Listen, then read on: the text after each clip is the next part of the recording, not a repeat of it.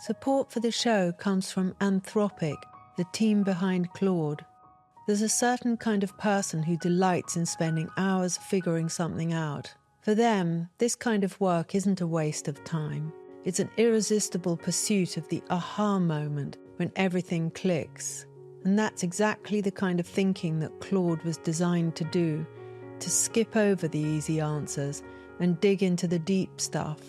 Try Claude for free at claude.ai/fashion neurosis and see why problem solvers choose Claude as their thinking partner.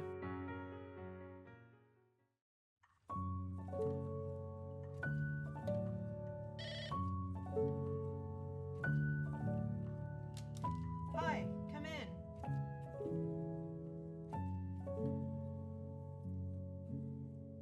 Welcome to Fashion Neurosis, Erin O'Connor. Thank you, Bella Freud. Can you tell me what you're wearing today and why you chose these particular clothes? I can tell you with such pleasure. I'm basically wearing you, and I thought about how that might make you feel, but it makes me feel great, so I went with it. And the slogan feels so perfect for today. Women made. Jeans, Levi's, men, been wearing the same cut for about 3 decades. There's no veering off there. And then my shoes are a family favourite. They're known as the Mummy Monsters, based off the Honey Monsters of the 80s, but we love them. They're furry and they're by my lovely friend Roxander.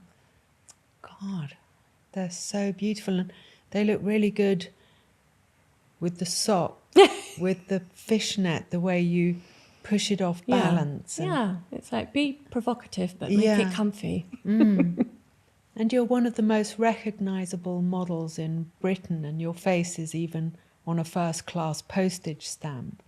And you're only in your 40s, and you've been a hugely successful fashion icon since you were a teenager.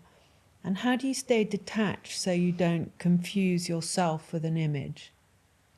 That's a corker of a question. I think it's really how you look at it. But starting out as a teenager, you're not in possession of your own identity yet. You're not even consciously aware that is or could be a work in progress.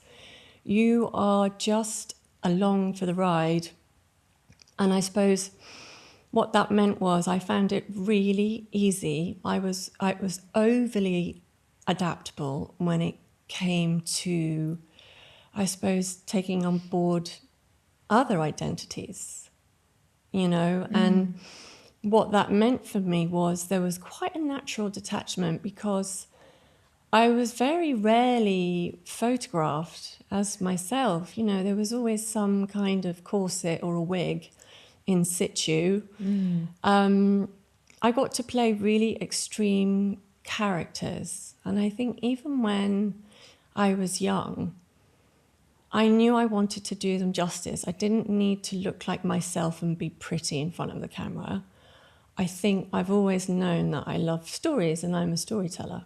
I look really authoritative. I'm 6 foot, which means that I have this so-called confidence, as I think perhaps everybody else might see it, literally when they look at me. It's quite commanding. But I think the girl inside it was still so fragile. The ego was small and I wasn't quite ready to fill that space. I mean, I feel like it's a whole life's work in progress, but really the reason my career took off, I think, was because I was quite prepared to play these big characters, and it was such a departure from the personality that I have naturally. So I was really cool playing the villains or dead people, as a matter of fact, and kind of then allowing them to resurface, and hefty characters like Salvador Dali or Nefertiti or Would You Mind Terribly, almost with an apology, flying in this harness. It's only 30 feet in the air and you're going to be struck by imaginary lightning. It meant something to me that I could do the hard stuff. Because it was also a way of, I think, concealing shyness. Yeah. Self-preservation in the sense that you can literally hide behind these big characters, but somewhere in between something quite amazing happens.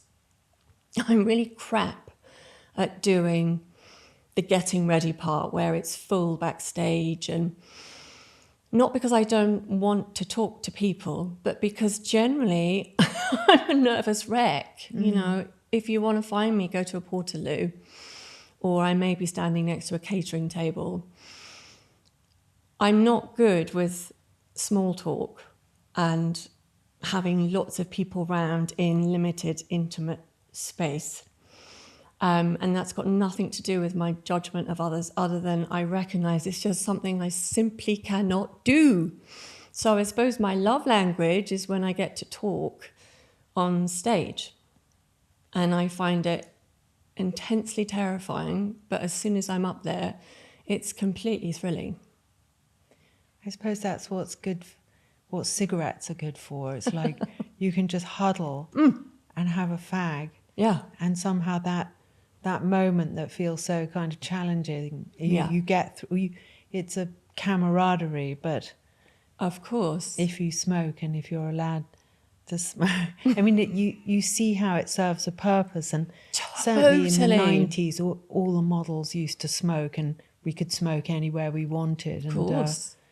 And I think I used to huddle with the girls nevertheless. Yeah. And I went through a really cheap stage of smoking in that I did it, and I don't think I ever bought my own pack. I was one of those people that didn't smoke, but nevertheless smoked quite regularly at different periods. Yeah, I've been that person as well. It's like, you can't be addicted because you haven't bought your own. Yeah. You're just scabbing everybody else's. And you grew up in an Irish working class family in Birmingham, and one of the constants in how your beauty is described is aristocratic. And does that feel limited? How do you relate to that? Isn't that hilarious? I feel like I dig my heels in even more, and I feel more intensely proud of the environment I grew up in, because I think we were a gang. These sort of Irish Catholic compliant misfits, and all we did was hang out with each other. It was ball games outside, it was football, it was tennis, it was always remembering to come home when the street lamps went on, because you knew that was your curfew, if you like. I don't think we had any notion of class status. We certainly didn't know that my parents struggled a great deal. We did, however, know that they really did put us first. I mean, it was such a potent world on the other hand. I mean, talk about being introduced to heavy, deep, visceral, intense imagery. I mean, growing up Catholic, one of the things you look at on repeat are the 12 Stations of the Cross. That's not for the light-hearted. So my intro to art was all about death and finality, I suppose. It was a kind of, I suppose my childhood was very dramatic. And it's a bit long-winded, I'm getting there. But what it did is it made me and my sisters these performers, and we made up stories constantly about who we were and never really thinking about what we weren't. And the great luxury of growing up hungry for success when you're working class and a lot of things are against you, let's just say economically, is, and I'm very unapologetic about this, it gives you this really steadfast ambition.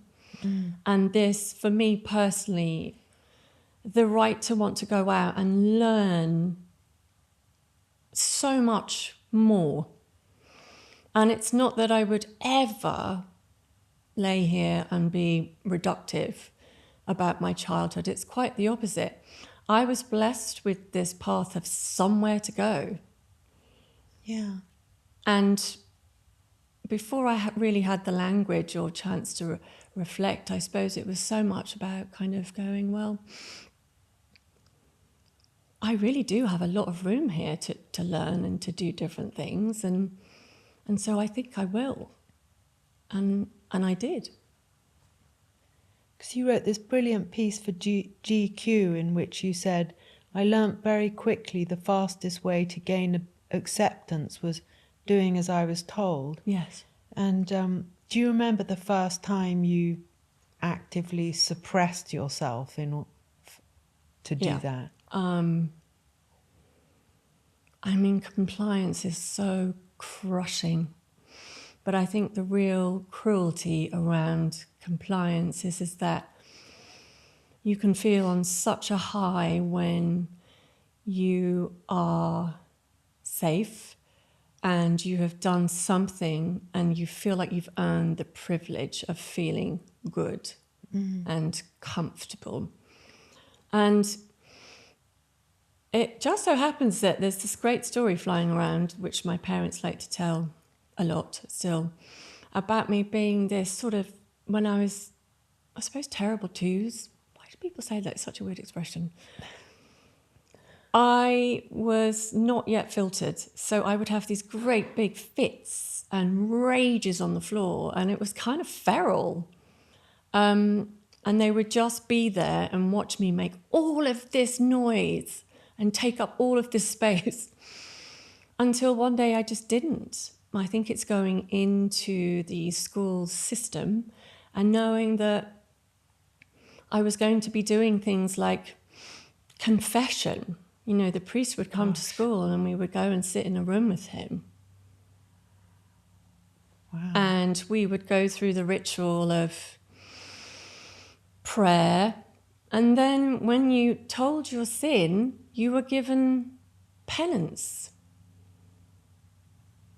And so it wasn't just a theory of mine, it was a reality.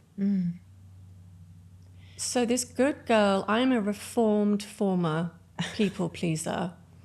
And it's taken me until definitely being in my mid-40s to really work out, not work out why, but to work at burying that and being as disruptive as I can, especially if something really means something to me. Yeah. That's great to have, to liberate yourself from something so tyrannical. Yeah. Because it does feel like it is. And I think what it made me was a very intense, serious child who became very timid and aware of limitations. And I think when we all grow up, there is, certainly with my kids now, with my sons, there is this expectation I have of them, and it's the only one, and it's to, have your opinion, express yourself, enunciate your position. All is welcome. And you must at all costs feel that that is okay and acceptable, embraced and encouraged. Because all I can do from my own experience is the opposite. So I have real dark comedy about a lot of my childhood because I was also really dramatic. I remember going to kids' parties and really wanting to join in and play with them.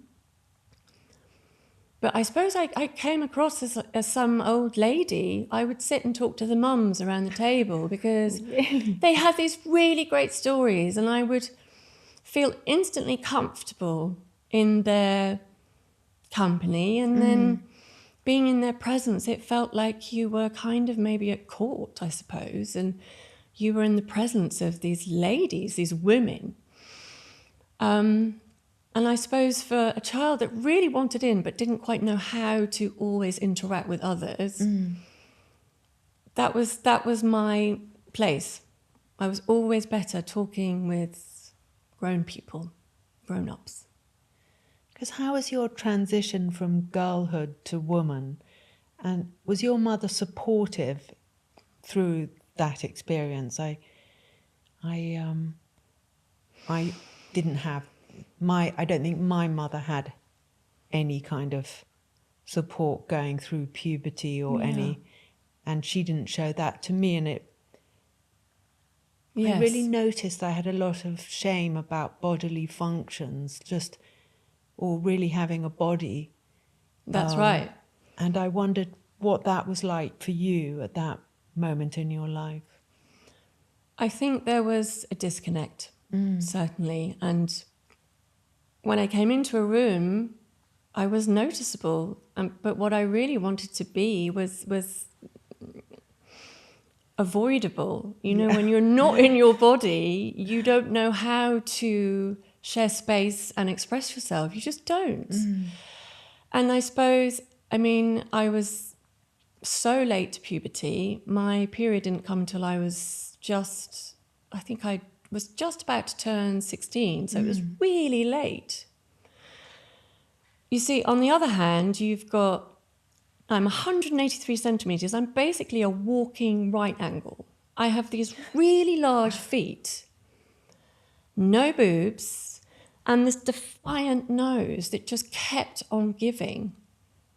And so I almost felt so detached from my body that I felt like I was betraying myself. Yeah, It's like, that's so interesting. How do you make peace with that? How do you? And of course, kids are brilliant and evil, and I'm asked a lot about treatment in the industry, but I have such potent memories of being teased and boundaries being broken, because I didn't have boobs. And because I was frigid. And the most revolting name you could think of for a girl who had not blossomed into any feeling of sexuality, the boys at school used to call me frigid. And one of the most unsavory names that they did to shame me was they used to call me pinhole. It's just, because everybody knew that I was still a virgin. And so she keeps cropping up, Virgin Mary. She was a virgin. The shame of being a virgin. Playing the Virgin Mary when I was 11, it was my first starring role.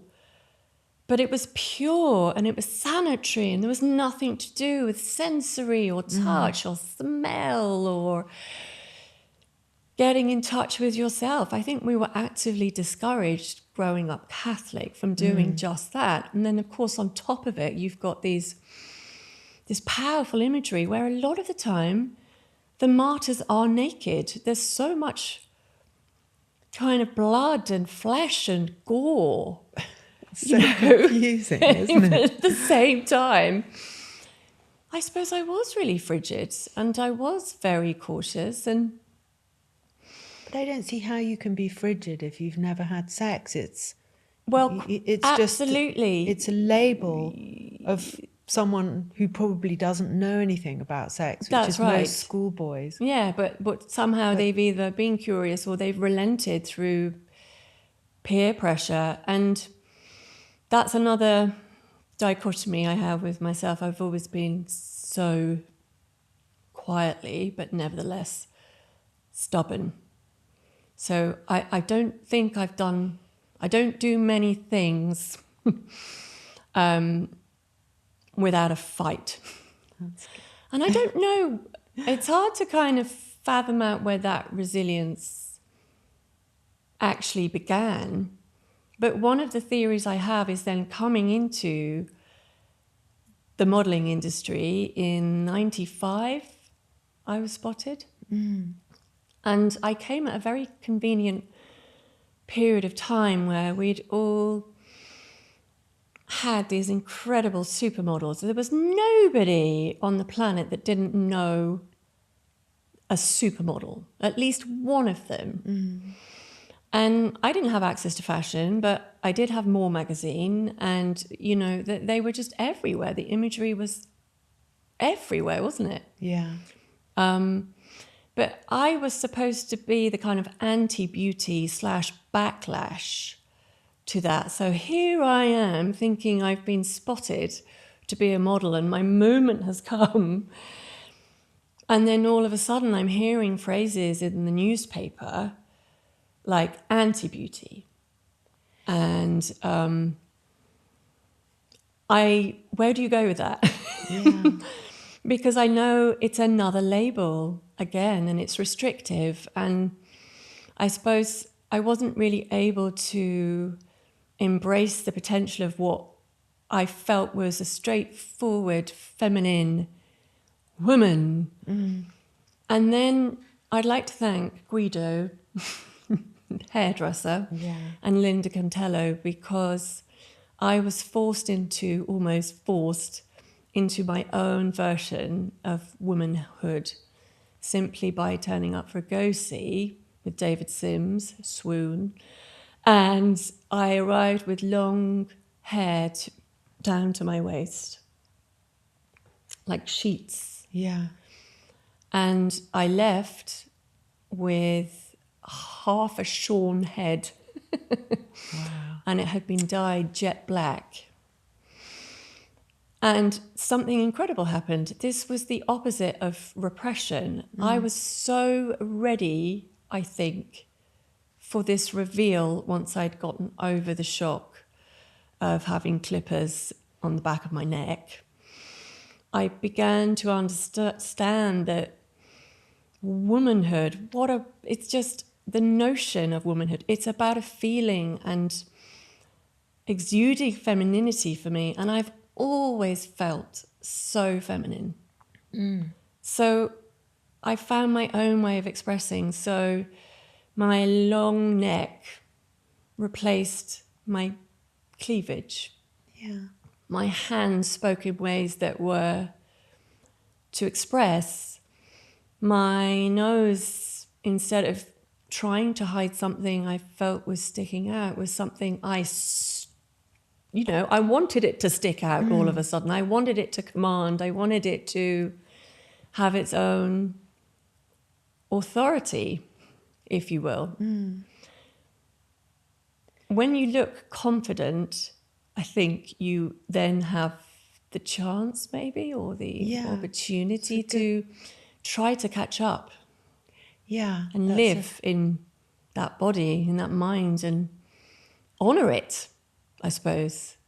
And did you feel as though the fashion industry kind of embraced you in that respect, that we completely saw your beauty and valued it? And I mean, all the videos of Jean-Paul Gaultier and Valentino, all these people just loving you and being so grateful for what you brought to, because clothes are nothing without a being in them.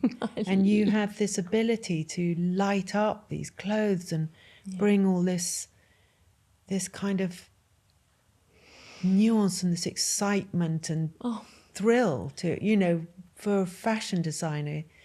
You're a total dream. And I mean, that is so lovely to hear. Like? That's so lovely to hear. I think it felt really empowering, and I still stuck with those extreme characters and the pleasure they gave me to perform. But I think I began then to feel so embodied. So I knew what my purpose was, and slowly there was an evolution of these characters, and the dead people died out, and these women came forth. The makeup lessened, the accoutrements, the accessories, they weren't needed anymore. There was this moment of a true reveal, a reveal that I was ready to make and perhaps wouldn't have been able to transition into being me without all of the extremities, if that makes sense. Yeah. I kind of needed to have the madness of being sort of dolled up and painted and from a different era and time, and in order to learn how to strip back. And at the end of the day, when the lights get shut down and people starting to go home, just sitting opposite me and knowing and feeling that I was quite enough. God, it's interesting to get that, to sort of hide out within a huge dramatic Yes. kind of foil. Completely. And then to grow into a kind of natural, regular place within that. Yes, and to feel, I think, quite gorgeous. Yeah. Because you've sort of done the emotional work and you know who you are. And if you've really, there's a sense that for the people I really connect with, when you really know who you are, that there's a process, there can be a bit of a mourning process when you stop knowing how to do things and live the way that you've lived, because it simply just does not work anymore. And but what it does is it just opens up this possibility for, well, how do I reconcile? How do I continue to do my job professionally? And keep going with the notion of who I know I am now. And I get asked a lot, because I started full-time again last year after quite a long hiatus. How different is the industry? And I kept coming back to the same problem. And my answer inwardly before I started trying to explain was, well, how different am I? This is such a moment. I do feel good. And it's not about beauty hacks, or, although I'm very, very pleased that, we have those. It's about just going in and feeling so much better. Yeah, it's about interesting. You, life. You agonize less over the bullshit. Support for the show comes from Anthropic, the team behind Claude. We've all become so accustomed to getting instant answers to any question that crosses our minds, which is understandable. We've all had access to search engines for decades now, but often search engines will trade depth for expediency, and the answers you're given can be incomplete or compromised by advertisers. That's what sets Claude apart. Claude isn't interested in giving you quick and easy answers. When you ask it a question, it's prepared to get into the why with you, to dig deeper and follow you down rabbit holes.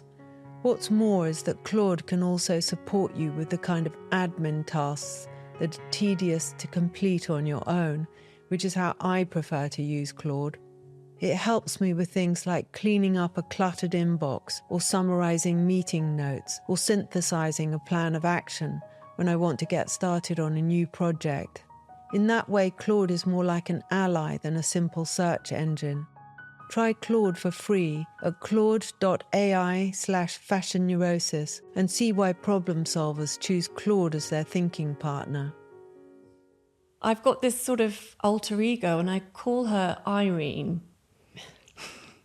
And she really pisses me off, because she's quite gloomy and she moans a lot. And I've got this mission statement I give myself when I'm really scared of a big gig, a work gig, and I'll just go, off you pop, Irene, or go to bed, Irene. It sounds really bonkers, but I'm able just to put her away and just be authentically there, me.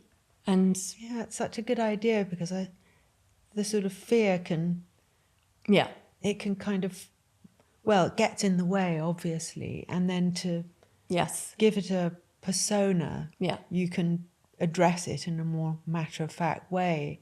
So it sounds That's right. And good. I know anxiety hinders progress. And I think about that a lot now, being a mother and juggling the whole full-time modelling experience. And where I would sort of bob on the periphery a lot of the time and get away with it, I'm confronted by being answerable for every decision I make personally and professionally.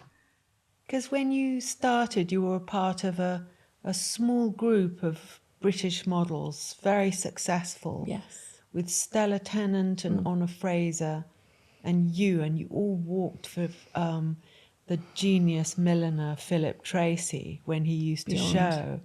And did you ever, because Anthony Price, the designer who recently passed, and did you ever do any fittings with him? Because he was, I mean, apart from being an incredible maker of clothes on another level, he was so, his articulacy and the, he was so funny and so dark and dry. Exactly. So on the one hand, you've got this genius human being who can create and wants to promote the silhouette of dreams. And he did that so superbly well and faultlessly. It was always all about maintaining the woman within it. But the sarcasm and the quips and the dark humour, it almost didn't match, but I kind of loved that about him. And I love that you could sort of always just get a bit down and dirty with him and have a gossip and a catch up, and yet knowing that he was always completely with you. And there are designers for me, I've always felt that way. They're so with you, they want you to go out and feel like an amazing woman. Yeah. And you're wearing their creations. And that is the only way those two elements can really come together in a, I think, powerful and interesting way. And to honour dear Stella, who I miss and I think about every day, she was the real deal. And I'm not talking about, aristocracy and the fact that I sort of inadvertently became one, according to everybody that wasn't English, because of who I got to knock around with. Honour, it's the same thing. And I would confidently say you never met another more brilliant person than Stella, who was kind, brilliant, original, cool, chic, and there really was no one like her. And she was the last person to know that she was a mentor to me. Yeah. And I really looked up to those girls. And the whole class thing is such a load of shite. I don't want to use this opportunity to be political. I want to feel like, I want to feel personal. And it dissolves when you meet people and you rely on each other and you respect each other. It's fantastic. And there's all of this madness about models having these great bitch fights and, I'm not saying that didn't happen. But for the purpose of this story, we were known then as the netball team. Really? We were the British netball team. Oh. So whenever we were kind of doing these endless show seasons, up to 6 catwalk shows a day, sort of the opposite. We had each other.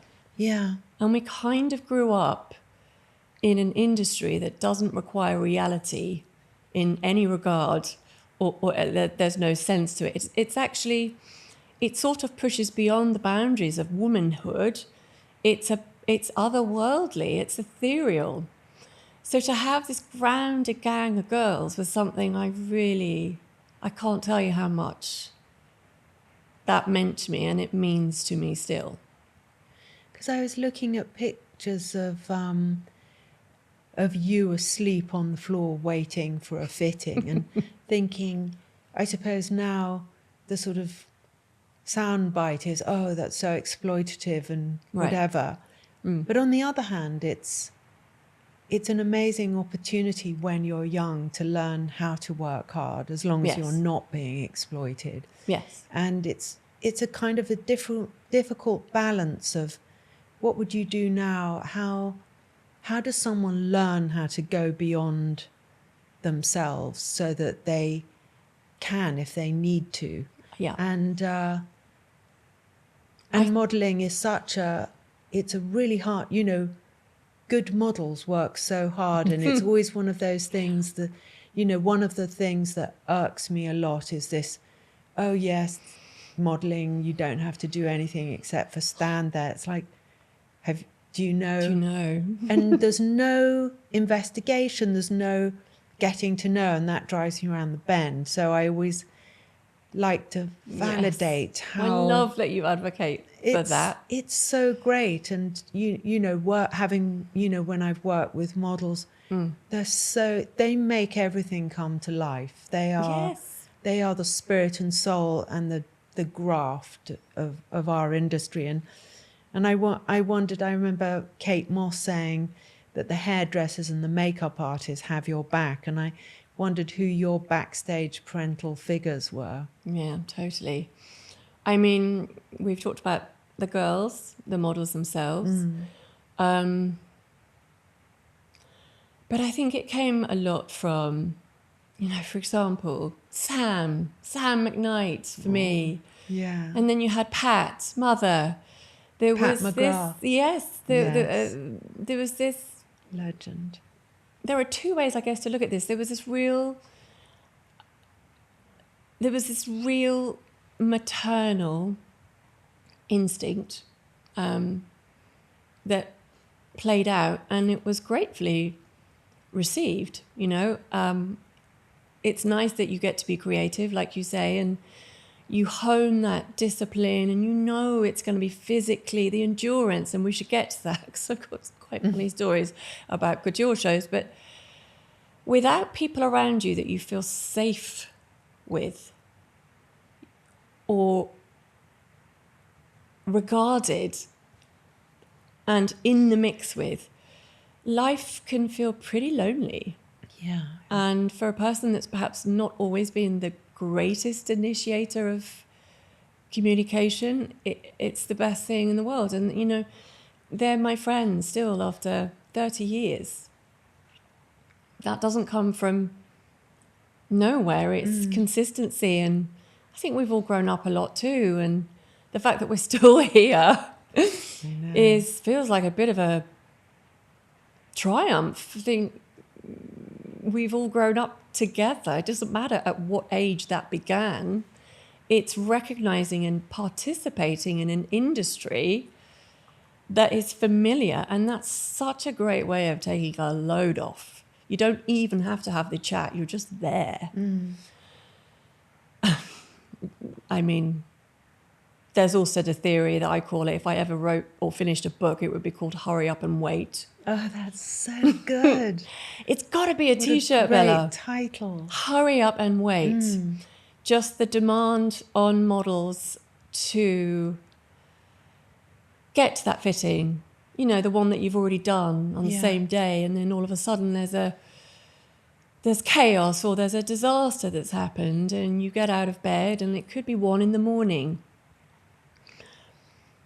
And yes, I come back to your point about exploitative. You get there, you think you're going to be whisked straight in, and all of a sudden you're not. So you're hurried, and then you have to wait. There is the reality that your time is dependent on others, but it does afford at the same time this discipline and respect, because there is nothing predictable about producing a collection. Yeah. And you respect and honor all of the people that are trying to work together to finish the garment and get it out so that it's ready and can be seen by the world. And often in those cases when I was sitting there chomping away on Haribo.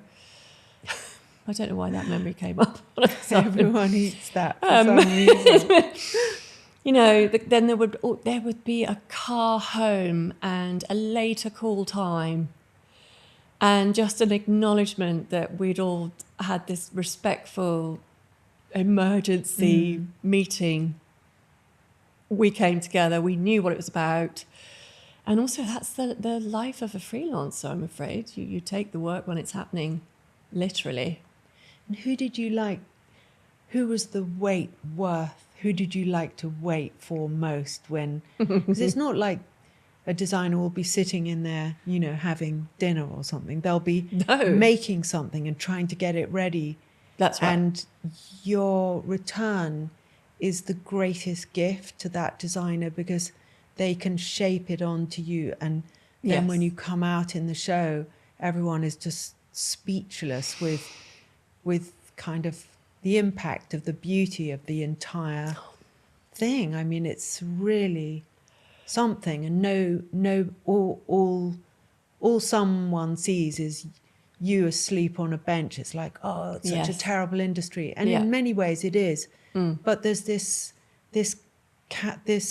allegiance between a model and a designer and everyone that surrounds that, that when it works, it is, you know, it's an incredible moment. Who did you love to, whose dress did you love to come out in the most? I mean, you know, let's talk about the collaboration. And to come back to your point, there is nothing passive about being a muse. You know, it's almost anti-feminist to say you're a muse, but for me, it's just screams collaboration and mutual respect in a dress. You know, you do get knackered. There's no getting around that. It is arduous. You are worried about bringing somebody's creation to life. It's a hefty responsibility, never mind, you know, platform shoes on a glass runway with a blinding light, and you want to go out and you have limited time, and sometimes with the greatest of designers, ironically, limited resources for the production and the invention of a collection and a show. So you know your time out there really matters, and I call it healthy pressure because I want to deliver.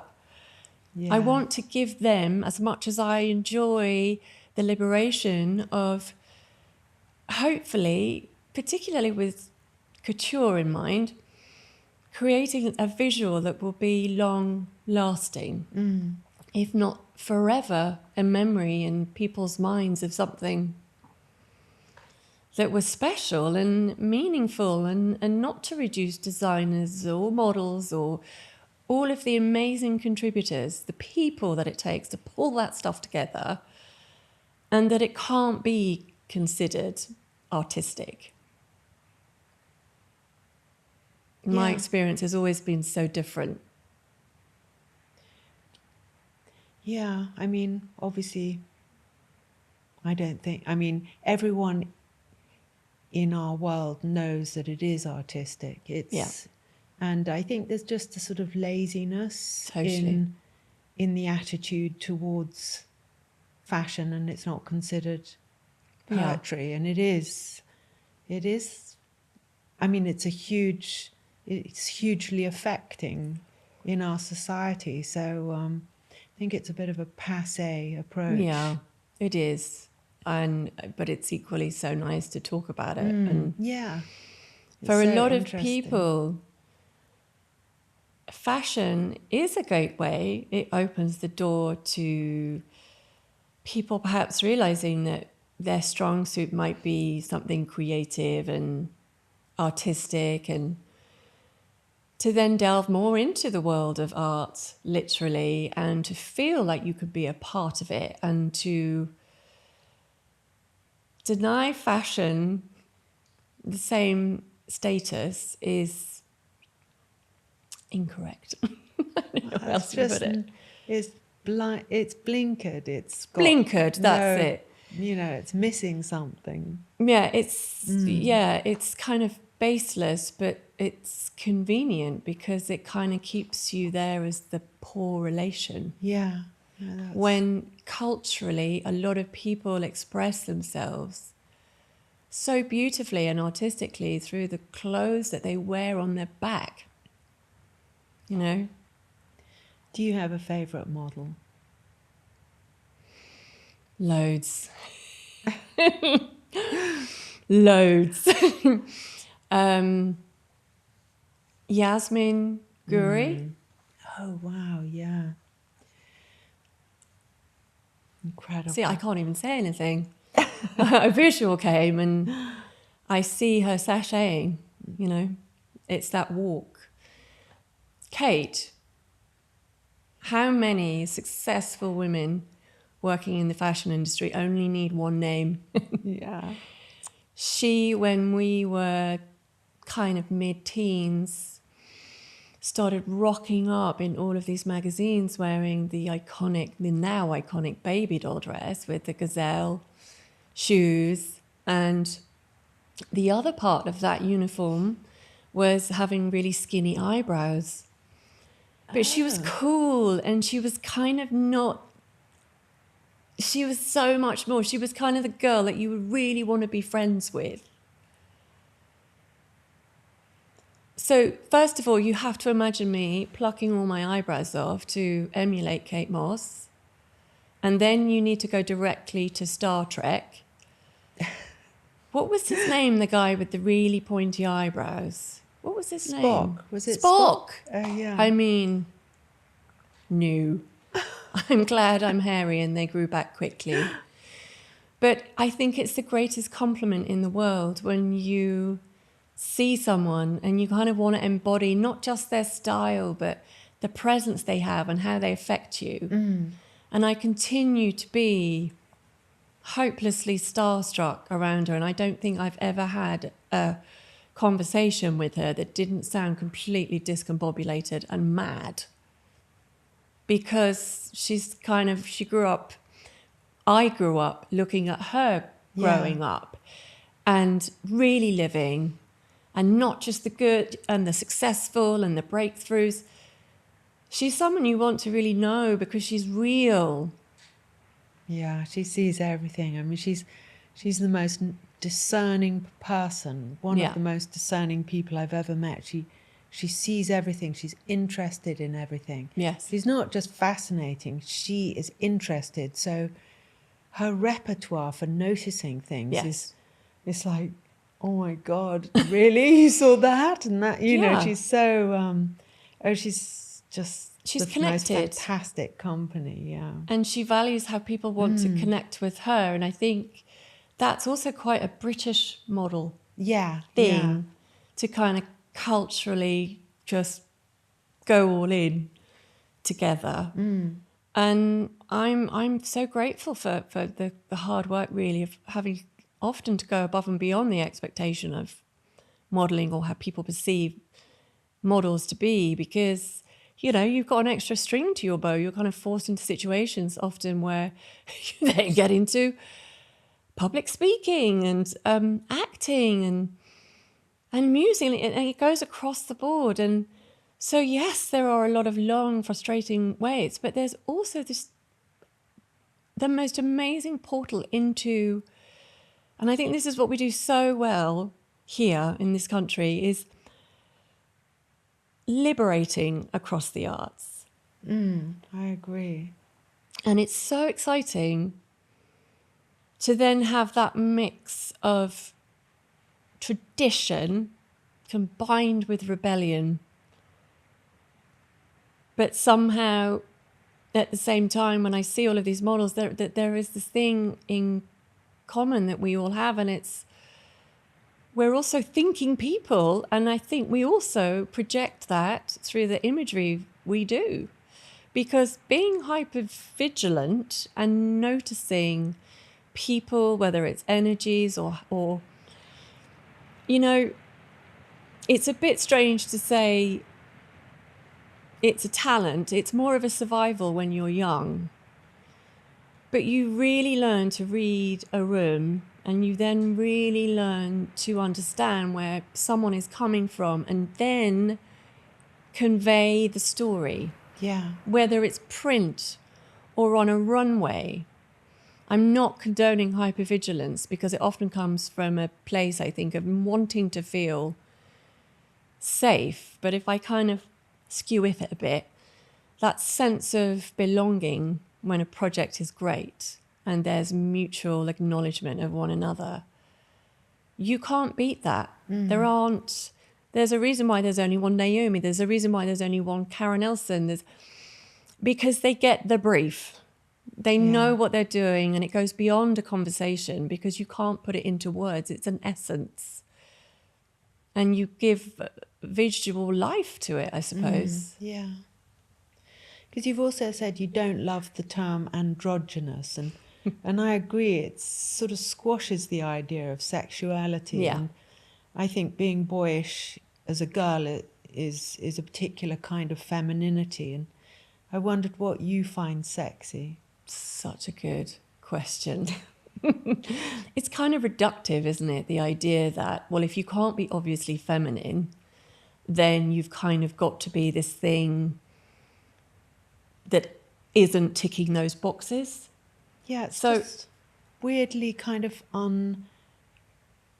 unemotive as a kind of term. It just shuts down. It does. But actually it's quite a hot thing. The straddling both, I think. I've always felt feminine, but I always feel the sexiest in a suit, which is, I think, where you and I have our own little love affair, because I've loved so much wearing your clothes over the years, and it goes beyond calling them in for a shoot, but it's how you wish to be if you're celebrating, you're just being you and you want to go out. And most recently, you hooked me up with this amazing electric blue suit. And I want to tell you where this whole fitting came from, because I was asked to be a bridesmaid to someone I really love, but I didn't quite know how to put the dress on. She was brilliant. She just gave one code. It was blue. And I ran it by her and I said, Are you all right with me wearing a suit? And she said, of course I am. So there was this long line of really sort of sexy, different women in these great, nonetheless, very feminine dresses. But I also got to feel authentically feminine because I was in this fabulous blue tailored number. Oh, I'm so pleased. That's great. It was so great. You know, and maybe that's a point. It's not about wanting, the purpose isn't always about being boyish, but it's feeling, for me, when I wear a great suit and then you've got that right angle, it's not dismissing the feminine, it's kind of holding her in place. And this great structure, for me personally, it highlights that. And I get to feel sensual and sensitive within it. It's the best frame for feeling feminine. Yeah, well, that's so well put. I'm so glad it resonates. It does. I always remember, I've always loved that little photograph of the poet Rimbaud in the Oval, where he has this sort of punk rock hair, and I think someone hand-coloured it, and you can see the edge of his jacket and the skew-whiff bow tie, and he looks like he's been asleep under a hedge. He probably was, because he had no money. Yeah. And I thought, anyone can wear that and be this kind of thread of some sort of femininity or sexual tension in some way, and that's where I like to start with a suit, and I like it somehow to. It's alluring. Yeah, it's a kind of signaling. It is alluring. Yeah. It's a signaling of saying, okay, you know, there's more to this. There's something underneath. And, you know, I personally find men with this feminine energy to be really hot. Because, and it's not, it doesn't have to be the literal, but the boldness and the confidence of them wearing clothes that people may perceive to be for women only is really sexy in an almost alarming way. I've been so startled by hot men with an effeminate edge. And it comes back to the thing I was talking about earlier. You know, they know who they are. And that is the most compelling thing whenever I'm attracted to another human being. Yeah, yeah. Because if you fancy someone and don't like something they're wearing, does it kill your attraction? Well, let's just be honest. It's perplexing. It's perplexing. I remember going on this date and I talked to this guy for a bit and he was very confident and I loved that energy about him. And he rocked up in this really pointy pair of shoes. And he was tall, which meant that he was wearing pointy shoes on quite large feet. And it's not that I had secondhand embarrassment or anything like that, but I found them to be a literal distraction. Yeah. And I kept trying to stop breaking eye contact. And I had this thing, this noise going round in my head. It was and trying to get back into the space with this guy. When in the meantime, I'm thinking, I can't get clown and circus out of my head. Gosh. And disaster. Mercifully, it didn't stop me. I think we both got lucky that night with each other.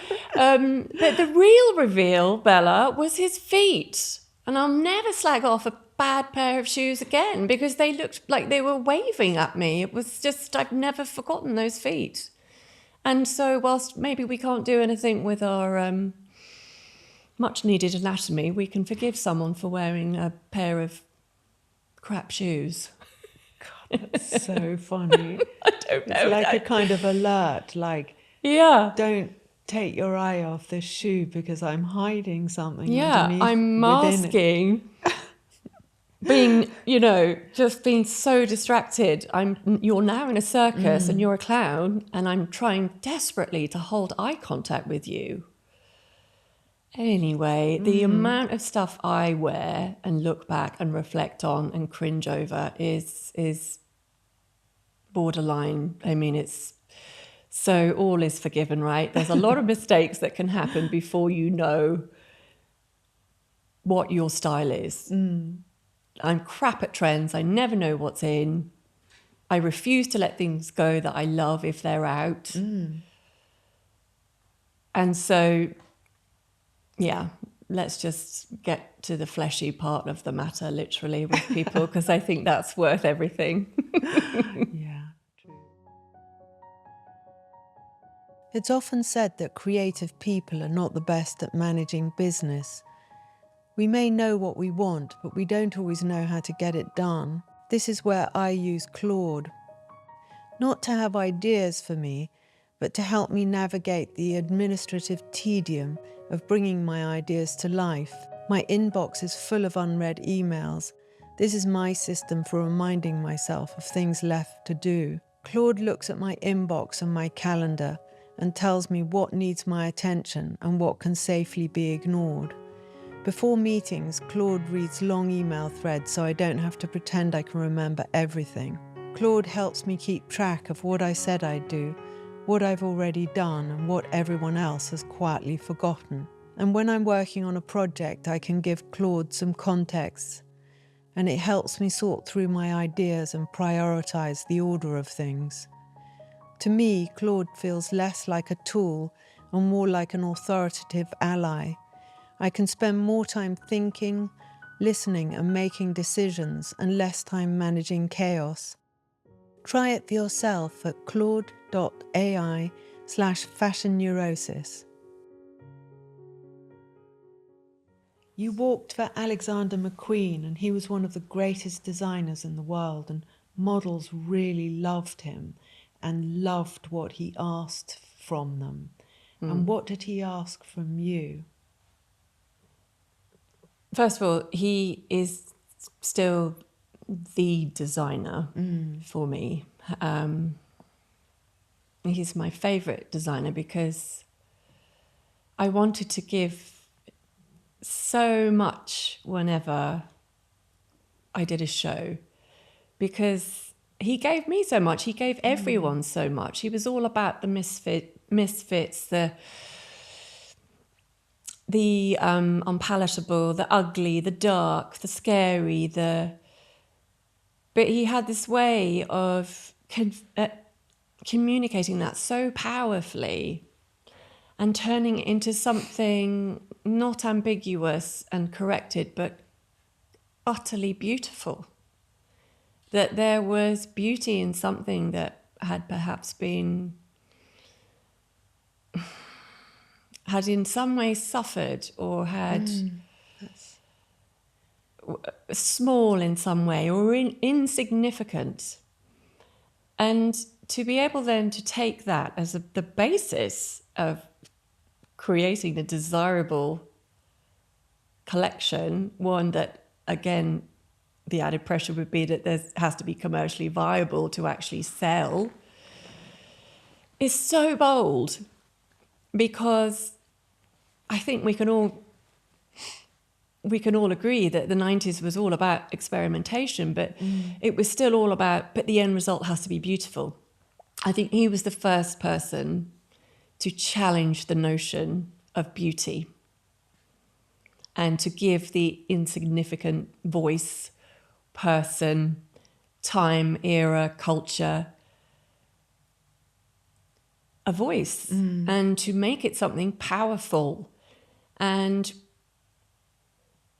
uncomfortable. Yeah, I like and that. I love that confrontation, because I mean, we all stretched our legs, I think, when Alexander was around. We did, because there was a lot of thinking that needed to happen around what he was saying. And one of the great ironies of our relationship together was I could piece together everything we ever said to each other, and it might be a relatively short conversation. We didn't really speak, but we understood each other fully. It was through gestures, hands, a look, certainty, understanding the brief was always helpful background information. But having this intimacy with one another that kind of didn't require words was quite remarkable. Because he seemed to be able to make a dress for someone or an outfit that sprang, you could see someone being sprung from everything. And watching those early shows online and shows us, they rarely translate onto camera. They never have this sort of wildness, but his did, because and it was something to do with how sort of ecstatic all the models. It was like they were just, someone had given them these clothes that made everyone so intoxicated and so intense. Yes. And every element of beauty about each person was just taken to another level, and completely really extreme and so even the materials he used, they, you know, I remember the Voss show. That is a standout recollection of, you know, trying the razor clam dress on for the first time. And you've sort of still got or you believe you could still smell the sticky old seaside. And you know it's been dug up from somewhere and hasn't had its own reveal for perhaps its whole existence. And here you are helping to transform it into an artistic couture gown. And you see, that was always a very clever thing about him, that there can be no debate that the finished article was also always extremely captivating, whether you thought it was beautiful or shocking. He just did that because that's what he wanted to do, so he did. And I know that's a very obvious sentence, but at the same time, so many people don't, and they can't, or perhaps they don't know how to, but he always stuck to his guns. And I think we were all so on board with that. Because what he was allowing us to do was not to perform. It was never performative. I think by the time the show happened, we got to be fully who we were in that moment too. So I'm reminded of the unravel of the razor clad dress during the Voss show. And with great wisdom, just before I went out, I faltered and I said, "Oh my God, what do I do?" And we just looked at each other and he said, "Just do something." And it was so straightforward. I took it and used it. Meanwhile, then, I'm not really sure what came over me, but I'll tell you what it was. It was a complete wash of liberation. I unraveled on stage. And I don't know if you, well, for all your viewers, just for the purpose of giving a description, it was in a sort of almost like an asylum, a lunatic asylum, which is it's not PC, and quite rightly so these days. But back then we were encouraged to actually let go, which is a gift. It is a gift to be given that trust, to be given the space, and to, in that moment, feel like everything makes sense. I'll take it every time. Oh, it was great, and you just pulled all these razor clams off and flung them out. It was just so adrenaline, so I think, got me through that experience, because it wasn't until I came off that I realised I was a complete martyr, and my hands were a little, they were bloody. I mean, they were paper cuts. Wow. It's, and that's adrenaline for you. You wrote about being at a televised round table discussion and invited to debate with one of your favourite feminist authors, and you introduced yourself, but she refused to shake your hand. And have you any idea what this gesture of prejudice towards you was, what she was objecting to? Yes. I think she had heard from somebody else that she'd offended me. And it was a complicated time in fashion. It was around the size zero debate. And she had been brought in to help and support and to give reason to why the debate was important. And through the grapevine, she'd heard that I had a problem with her. And I had just about held myself together with my script, being a bit starstruck, trying to do all of the things to hold my hand out to say how thrilled I was to meet her. And it didn't go that way. But it was such a distinct mark of, I'm going to dress you down. And, you know, it was probably one of the first times that it was quite a harsh disapproval. And yeah, it was one of the best days because I was almost forced into this space where I just had to learn to not let the world fall out of my arse when I did not get somebody's approval of me, or there wasn't a like-minded reaction. And it was tough, and yes, it was unwarranted. But equally, I've thought about it a lot over the years, but I could kind of come back to the same point. I was so gutted that we couldn't just be two women having a great chat together. That there had to be in some way some hierarchy. And I think the place I came to in the end was, well, God, it's not that I can sympathize with her. What she must have carried on her shoulders to be this fierce feminist in a way that we don't, you don't have to be a masculine or intimidating to have a feminist voice anymore. You can still be very feminine from many different walks of life. But her era of feminism and the fight was reflected in the fact that she was prepared to have taken on this idea of me and she ran with it. And it was about the balance, I think, of reconciling order in her mind about who was more powerful. Yeah. I mean, it's so rude apart from anything. And I think it just seems so sort of limited to be part of a movement. And reductive. And being in a movement, it's a responsibility to have language and to listen to other people and, you know, try to create some sort of understanding. Yes. But it seemed... that then would speak collectively on behalf of not just young women working in fashion, but women collectively throughout the world. Yeah. About the importance of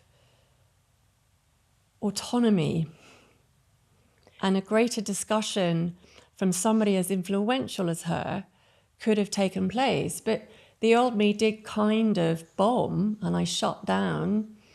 And, you know, the old me would have cried and just taxi.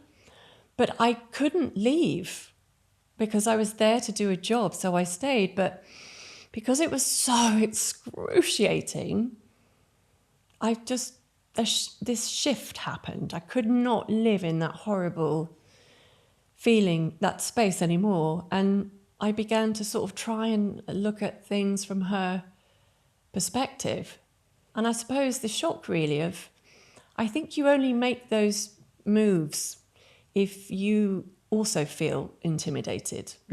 I just wish we were more honest sometimes about feeling angsty and intimidated, because I think it would be a much nicer conversation. You know, if we could just get over those barriers.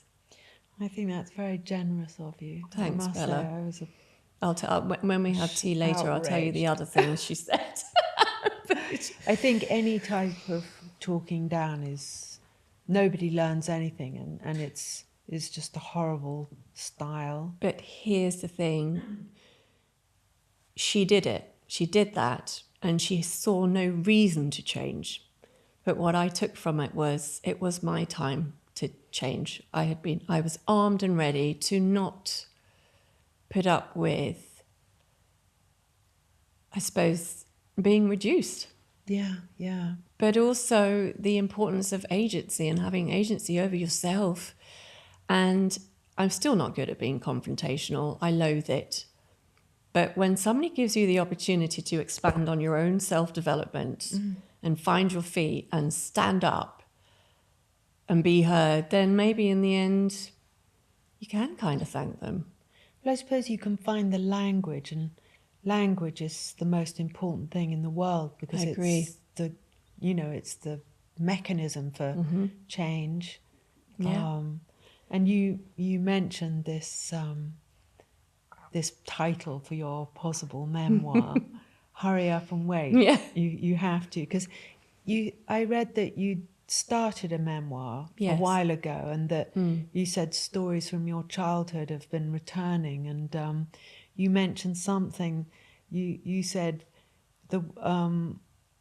when you were little, the worm that you pitied in the garden, you wheeled about in a doll's pram. Yeah. And it made me think of in Les Miserables, when it begins and Cosette has a pet nail that is her doll because she doesn't have anything. And I wondered, how do you feel? Are you excited about the idea of revealing your voice as well as your beauty? I think when I always talk about the lowly worm, mainly in my own head, because it's something that just keeps coming back round. What was that? The worm was far from attractive and had limited resources, didn't move very much. But there was this empathetic pull I felt to give it the same VIB treatment as my doll Charlotte in the pram. So she got ousted, and I picked up this worm and I put it in the pram, and I wanted that worm to feel everything but lowly. It sounds bonkers, I know, but I was quite a serious, intense child, and I really felt things, and I felt sorry for it, is all I can say. It was just there on its own in the garden, and I just wanted to take care of it, to let the worm know that I would and I could. Maybe it's like my shrink says, you're everyone in your dream. Yeah. So these are all these aspects of you, of yourself, who you and how you care for them, and you care for your beautiful doll Charlotte and the inner worm, and the desirable bit Yeah. that's not evident at all. And it suggests a very lovely disposition that you have, and you've always been like that. I mean, over the years I've encountered you in the fashion world, you're always somebody, you always are so courteous, and you always say hello, and you're just a lovely person to bump into. And So are you. well, thank you so much for sharing all these amazing stories with me so today. much fun. Erin. So lovely to. That's great. Thank you for being on Fashion Neurosis. Thank you for having me. It's a joy.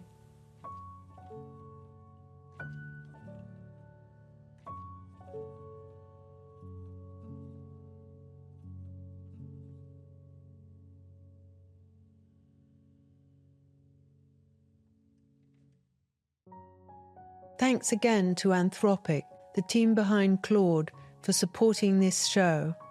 Claude is the AI for people who want a thinking partner, people who aren't satisfied with good enough, but instead want to understand the why of the thing more than just getting a simple answer. If that sounds like you can try Claude for free at claude.ai/fashionneurosis.